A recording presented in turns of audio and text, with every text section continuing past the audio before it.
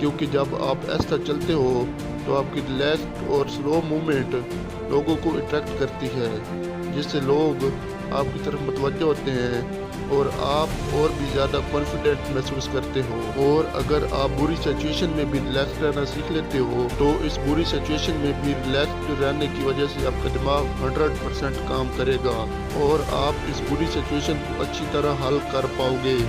जबकि मेजॉरिटी लोग bad situation को देखते ही इतने नर्वस और अनकॉन्फिडेंट हो जाते हैं कि उन्हें ये समझ भी नहीं आती कि इस सिचुएशन को हैंडल कैसे करना है। इसलिए सिचुएशन चाहे कितनी ही बुरी क्यों ना हो, हमेशा अपने आप को रिलैक्स रखो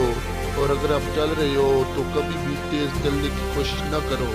क्योंकि इससे आप एक नर्वस और डरे हुए इंसान लगते हो। बल्कि कॉन्फिडेंट इंसान की तरह रिलैक्स मूवमेंट रखो